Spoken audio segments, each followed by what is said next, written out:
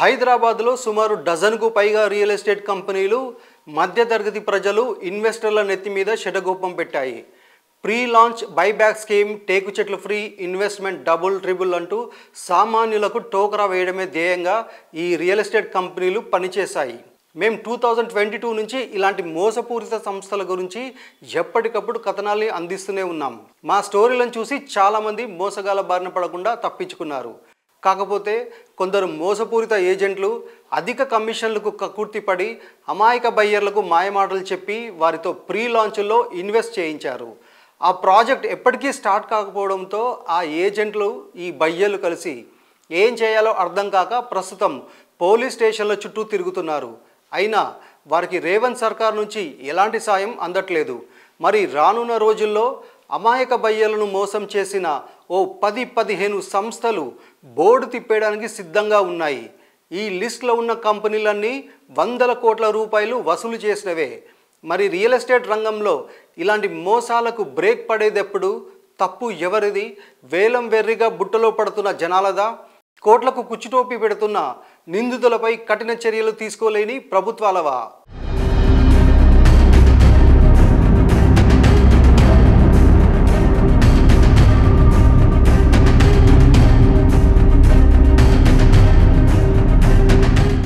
Hyderabad real estate సెక్టార్లో ఇన్నాళ్లు అడ్డు అదుపు లేకుండా ఇష్టమొచ్చినట్లు సాగింది ప్రీ లాంచ్ బిజినెస్ మోడల్. ఇప్పుడు అవినీతి పుట్టలు పగిలి మోసాలు బయటకు వస్తున్నాయి. వారానికో కంపెనీ బోర్డు తిప్పేస్తోంది. నెలకో సంస్థ ఓనర్ పత్తా లేకుండా పోతున్నాడు. తాము మోసపోయామని రిలీజ్ అయ్యేలోపు నిండా మునిగిపోతున్నారు బాధితులు. ఇలా మోసపోయినప్పుడల్లా బయటకొస్తున్న వారి సంఖ్య వందల్లో ఉంటుంది. మొన్న సువర్ణభూమి, లేటెస్ట్గా ఆర్జే గ్రూప్ తరతరాలకు చెరగని చిరునామా అన్నారు. టాప్ డైరెక్టర్, నంబర్ 1 సింగర్లతో సంప్రదాయబద్ధంగా చేసిన ప్రకటనలు చూసి నిజమే అనుకున్నారు ప్రజలు. ఆ తర్వాత మెగా పవర్ స్టార్లను బ్రాండ్ అంబాసిడర్స్గా పెట్టుకుని క్రియేటివిటీకి ఇంకాస్త పదును పెట్టి మీరు ఇప్పుడు త్వరపడకపోతే జీవితంలో ఇల్లు కాదు కదా, కనీసం గజం భూమి కూడా కొనలేరన్నట్టు భ్రమ కల్పించారు. అలా ఏళ్ల తరబడి నమ్మించి ప్రజల్లోకి వెళ్లి ఇప్పుడు నిలువునా ముంచిపారేసింది సువర్ణభూమి. వెంచర్ల పేరుతో లాభాల ఆశ చూపి కోట్లు వసూలు చేసింది ఈ సంస్థ. బైబ్యాక్ ఇన్వెస్ట్మెంట్ పేరుతో 30 లక్షల నుంచి 2 కోట్ల రూపాయల వరకు స్వాహా చేసేసింది. పెట్టుబడి పెట్టిన ఏడాదిన్నర తర్వాత 24% లాభాలు ఇస్తామని ఆశ కల్పించి చెల్లని చెక్కులిచ్చి కనిపించకుండా చెక్కేశారు సువర్ణభూమి ప్రమోటర్లు. గతంలోనే సువర్ణభూమి ఎండీపై పోర్జరీ, చీటింగ్ కేసు నమోదైంది. అయినా జనాలు ఆ సంస్థను నమ్మి రోడ్డున పడ్డారిప్పుడు.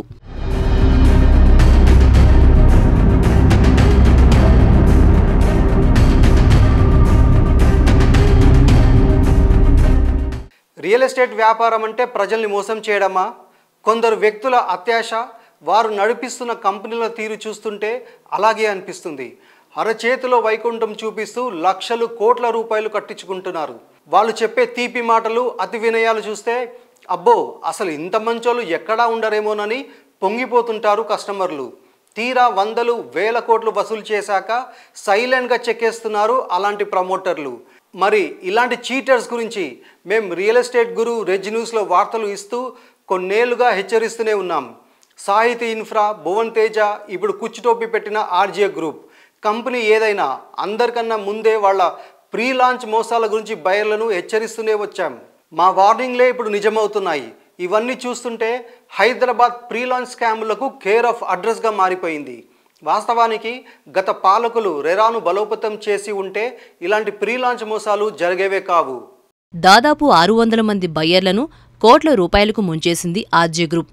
బాధితుల నుంచి సుమారు 200 కోట్ల రూపాయలు వసూలు చేసింది ఈ సంస్థ.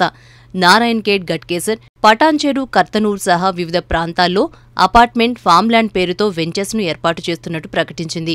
మార్కెట్ ధర కన్నా 1000 రూపాయలు తక్కువకే ఎస్ఎఫ్టీ ఇస్తామని కపిల్ దేవ్, ఎంఎస్కే ప్రసాద్ లాంటి క్రికెటర్స్, మ్యూజిక్ డైరెక్టర్ కోటితో యాడ్స్ చేయించి మరీ నమ్మబలికింది RJ group.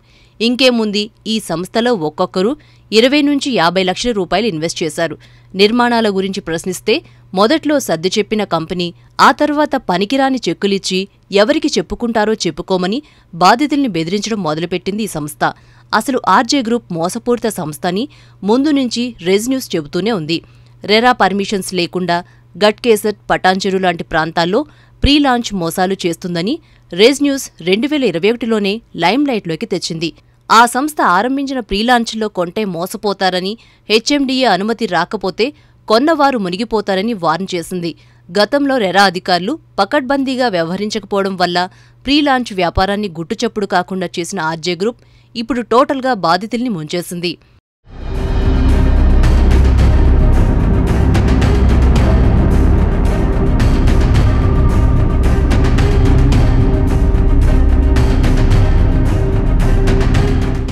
Pre launch and buyback investments అంటూ ప్రజల్ని పిచ్చోల్ని చేసింది RJ group real estate company. Narayankhed, Ghatkesar, Patancheru ఏరియాలో ఇళ్ల నిర్మాణం, వ్యవసాయం అంటూ ఆర్జే వెంచర్స్ పేరుతో ఘరానా మోసం చేసింది. ఒక్కొక్కరి నుంచి 20 నుంచి 50 లక్షల రూపాయలు గుంజారు. 4 ఏళ్లు దాటేశాయి. ఇప్పటి వరకు ఎక్కడ నిర్మాణం కాదు కదా, కనీసం ఇటుకరాయి కూడా వేయలేదు. మా డబ్బులు మాకివ్వండి అని అడిగితే బౌన్స్ చెక్కులు ఇచ్చి దిక్కున్న చోట చెప్పుకోమంటున్నారు. ఆర్జే గ్రూప్ ముందు నుంచి మోసాలనే నమ్ముకుంది. తమ ప్రాజెక్టుల పేర్లు మార్చేసి మరీ ప్రజల్ని చీట్ చేసింది ఈ కంపెనీ. 3 ఏళ్ల నుంచి ఆర్జే గ్రూప్ చేస్తున్న మోసాలపై గల్లమెత్తుతూనే ఉంది మా రెజ్ న్యూస్. అంతెందుకు, కుకట్పల్లి ఐడియల్ చెరువు వద్ద ఇంతవరకు ఫ్లాట్లను డెలివరీ చేసిన చరిత్ర లేని వ్యక్తులు రియల్ ఎస్టేట్ కంపెనీలను ఏర్పాటు చేసి బిల్డర్లుగా చలామణి అవుతూ సామాన్య మధ్యతరగతి ప్రజల కష్టార్జితాన్ని ఎంచక్కా కొట్టేస్తున్నారు. కాబట్టి కొండాపూర్ అయినా కుకట్పల్లి అయినా రేటు తక్కువ అని చెబితే ఎట్టి పరిస్థితుల్లో కొనకండి. ఎందుకంటే రియల్ ఎస్టేట్ రంగంలో రేటు ముఖ్యం కాదు, డెలివరీ కీలకమనే విషయాన్ని మీరు ఎట్టి పరిస్థితుల్లో గుర్తుంచుకోండి.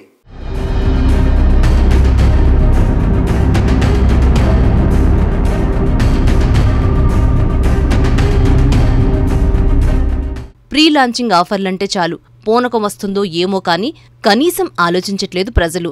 Attractive ads, cine stars and సెలబ్రిటీస్తో పెద్ద ఎత్తున క్యాంపెయిన్, గంటల తరబడి mainstream media, social media ప్లాట్ఫామ్స్లో ప్రకటనలు, చివరికి బస్లు, మెట్రో ట్రైన్స్లో కూడా అవే ప్రచారాలు కనిపిస్తుండడంతో ఆటోమేటిక్గా ట్యూన్ అయిపోతున్నారు అమాయకులు. సొంతిల్లు కొనుక్కోవాలనే కోరిక నెరవేరడంతో పాటు ప్రీ లాంచింగ్ ఆఫర్లు ఇప్పుడు కాకపోతే ఇంకెప్పుడు అని ఊరించేలా బైబ్యాక్ స్కీమ్స్ కనిపిస్తుండడంతో ఎంక్వైరీలు చేయకుండానే డైరెక్ట్గా మోసగాళ్ల చేతికి చిక్కిస్తున్నారు. రీసెంట్ టైమ్స్లో జరిగిన ప్రీ లాంచ్ స్కామ్స్, వాటి వాల్యూ చూస్తే సాహితీ గ్రూప్ 1500 కోట్లు, జయా గ్రూప్ 300 కోట్లు, మైత్రి ప్రాజెక్ట్స్ 100 కోట్లు, భువనతేజ 200 కోట్లు, ఒబ్లీ ఇన్ఫ్రా 20 కోట్లు, జేవీ ఎస్టేట్స్ 300 కోట్లు, జేజే ఇన్ఫ్రా 10 కోట్లు, భారతి బిల్డర్స్ 300 కోట్లు, ఆర్జే గ్రూప్ 150 కోట్లు, అర్బన్ వుడ్ రియాల్టీ 100 కోట్లు. ఇవి కొన్ని మాత్రమే. క్యూలో ఇంకొన్ని కంపెనీలు మోసం చేయడానికి సిద్ధంగా ఉన్నాయనే ప్రచారాలు కూడా పీక్స్లో ఉన్నాయిప్పుడు. దీంతో ప్రీ లాంచ్లో డబ్బులు కట్టిన వారికి కొత్త టెన్షన్ పట్టుకుంది. సంవత్సరాల తరబడి వాళ్ల మధ్య తిరుగుతూ లక్షలు కోట్లు కట్టించుకుని ఉన్నట్టుండి బిచాణా ఎత్తేస్తుండడంతో ఏం చేయాలో అర్థంగాక రోడ్డెక్కుతున్నారు బాధితులంతా. మాకు న్యాయం చేయండని ఆందోళనకు దిగుతూ పోలీస్ స్టేషన్ల చుట్టూ తిరుగుతూ కేసులు పెడుతూ అలసిపోతున్నారు. 100 కోట్లు వసూలు చేసిన నిందితులేమో ఫ్యామిలీతో సహా ఎస్కేపై ఎక్కడో జల్సాలు చేస్తూ హాయిగా గడిపేస్తుంటే, లక్షలు కోట్లకు మునిగిపోయిన బాధితులేమో కట్టిన సొమ్ము తిరిగొస్తుందో లేదో తెలియక అటు ఉద్యోగాలు చేసుకోలేక ఇటు స్టేషన్ల చుట్టూ తిరగలేక ఉన్నదంతా పోగొట్టుకుంటున్నారు.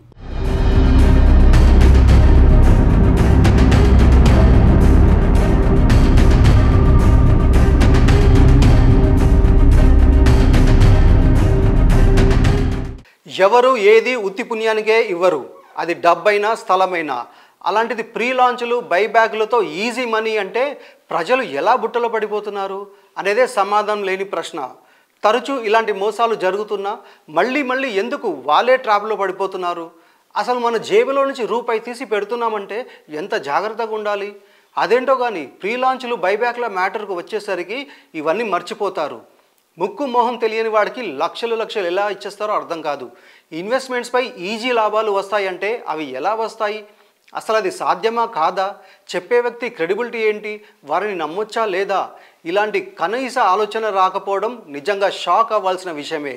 ఎవరో ఏదో చెబితే అడ్డంగా తలూపేసి ఉన్న డబ్బంతా వారి చేతిలో పెడితే కోట్లు నొక్కేసి వాళ్ళు గాయబైపోతారు. బాధితులేమో ఇదిగో ఇలా రోడ్డున పడి మాకు న్యాయం చేయండి అని లబోదిబ్బం అంటుంటారు. అందుకే కనీసం ఇప్పటి నుంచైనా ప్రీ లాంచ్ అంటే ఎగబడకుండా కాస్త ఆలోచించి అడుగులు వేయండి.